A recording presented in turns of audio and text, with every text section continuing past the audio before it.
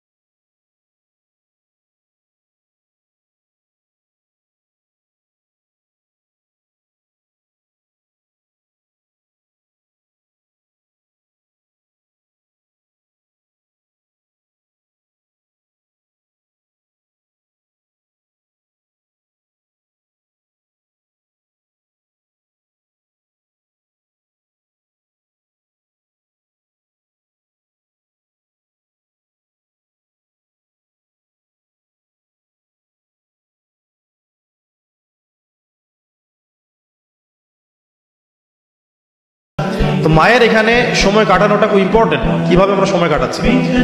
গর্ভবতী অবস্থায় এই 9 মাস মায়েদের উচিত বেশি বেশি কোরআন তেলাওয়াত করা, আল্লাহর জিকির আজগার করা, নামাজ না ছাড়া, হ্যাঁ ভালো কিছু দেখা, ভালো কিছু শোনা, যত রকম হারাম এবং কবিরা গুনাহ আছে এগুলো থেকে দূরে থাকার চেষ্টা করা। এরপর ইনশাআল্লাহ সন্তান ভালো হবে। আল্লাহ পাক দোয়া করি সন্তান যেন সুস্থ স্বাবলম্বী হয়। পাশাপাশি মেডিকেল চেকআপসগুলো নিয়মিত করাবেন, কারণ এটা খুব ইম্পর্টেন্ট ফ্যাক্ট। অনেক সময় দেখা যায় যে আমরা মানে পর্দার যেহেতু একটা বিধান আছে, তো পর্দার বিধান পালন করতে গিয়ে আমরা দেখা যায় আলট্রা করাবো না, আমরা এই ডাক্তারের কাছে নিব না, হ্যাঁ আমরা নর্মাল করাবো, বাসায় করাবো, হসপিটালে নিব না, কিছু ওভার এগ্রেসিভ থিঙ্কিংস চলে আসে আর কি। পর্দা করব তাহলে মহিলা ডাক্তার দেখাতে হবে, আলট্রা খুঁজে বের করতে হবে, কে আলট্রা মহিলা ডক্টর আছে আলট্রা করতে পারে খুঁজে বের করতে হবে, ক্লিনিক সেভাবে পরিবেশ তৈরি করতে হবে।